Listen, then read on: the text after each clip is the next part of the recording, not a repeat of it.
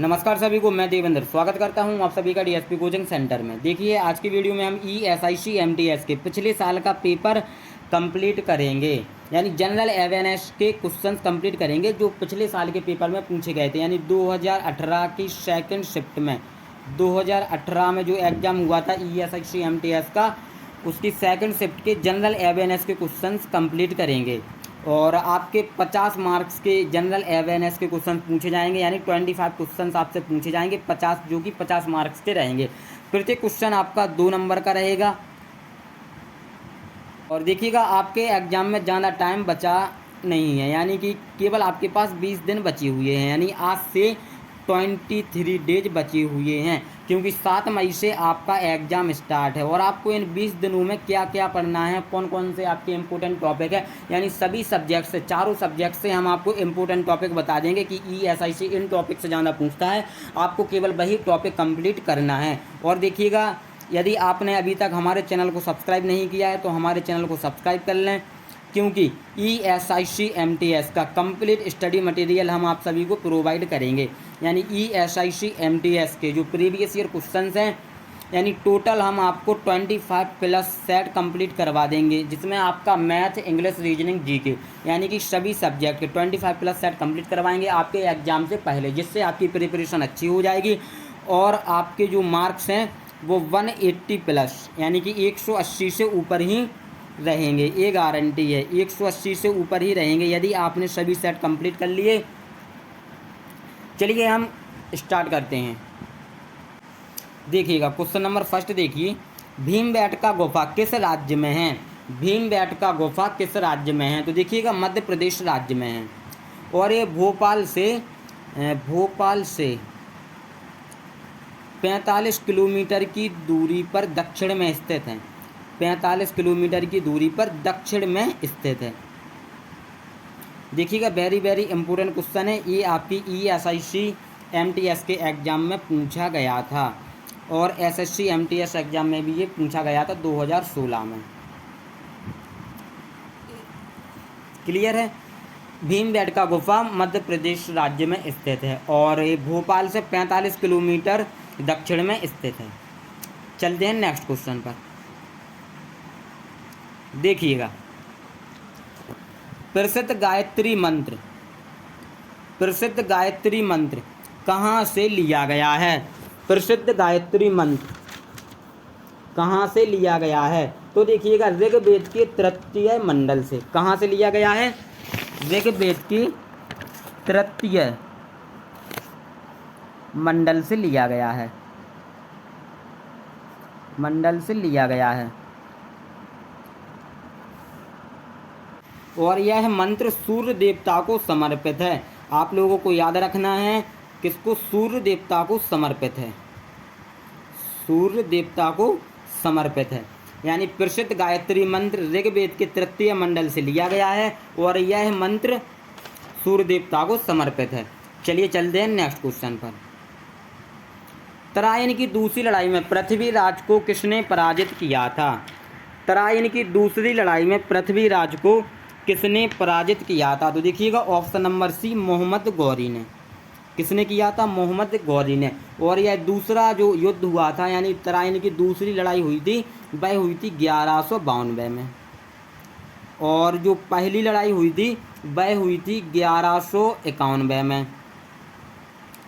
एक ही मैदान में हुई थी, लेकिन जो दूसरी लड़ाई हुई थी मोहम्मद गौरी और पृथ्वीराज चौहान के बीच, तो दूसरी लड़ाई में मोहम्मद गौरी की विजय हुई थी, और जो 1991 में लड़ाई हुई थी पहली लड़ाई, उसमें पृथ्वीराज चौहान की विजय हुई थी। याद रखेंगे सभी। चलते हैं नेक्स्ट क्वेश्चन पर। निम्नलिखित को काल क्रमानुसार रखें। तो देखिएगा, जो सबसे पहले शासन था वो था इलवारी तुर्क का। ये था अपना 1210 से 1266। 1210 से 1266। इसके बाद देखिए, दूसरा था खिलजी वंश का। जो खिलजी वंश का था वो था 1200 1290 से 1320, यानी 1290 से 1320।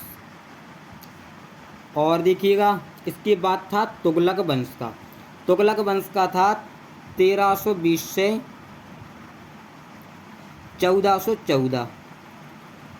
इसके बाद था सैयद वंश का 1414 से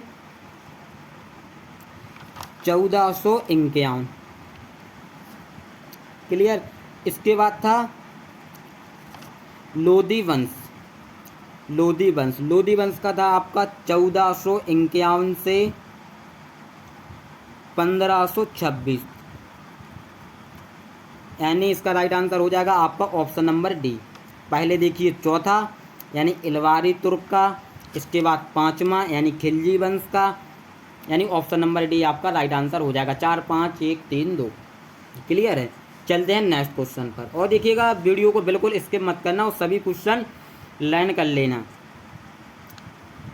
भारत में डच का सबसे प्रारंभिक उपनिवेश कहाँ था?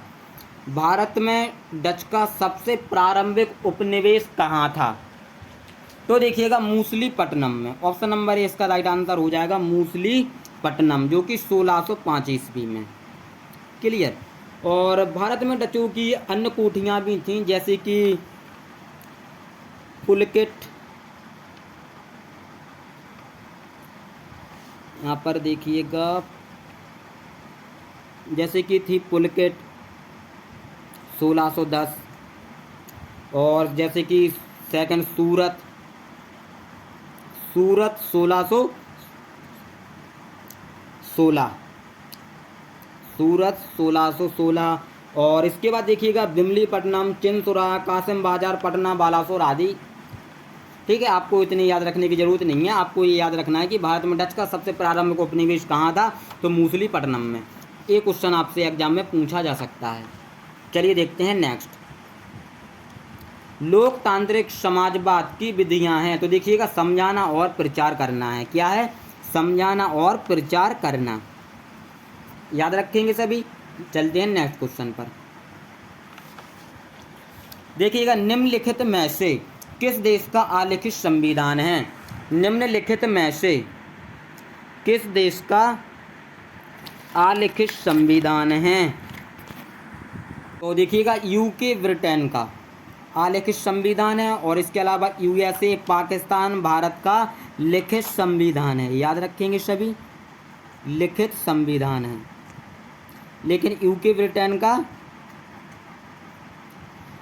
ब्रिटेन का आलिखित संविधान है, और यूएसए का लिखित संविधान है, पाकिस्तान का लिखित संविधान है, भारत का लिखित संविधान है। याद रखेंगे, वेरी वेरी इंपॉर्टेंट क्वेश्चन है। आपकी ESIC MTS 2018 में पूछा गया था, ये सेकंड शिफ्ट में, यानी सभी सेकंड शिफ्ट के क्वेश्चन हैं। चलिए देखते हैं नेक्स्ट क्वेश्चन।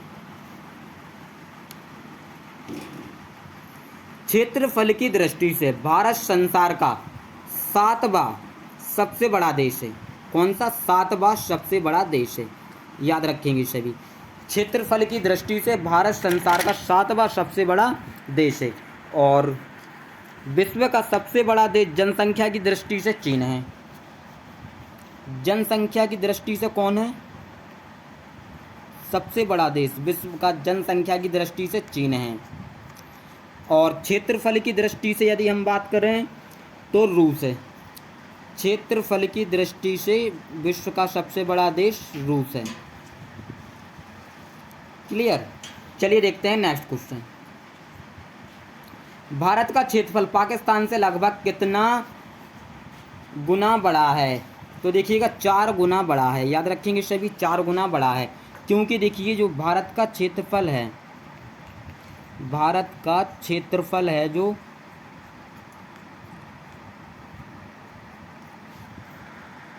वो है 32,87,240 वर्ग किलोमीटर। 32,87,240 वर्ग किलोमीटर।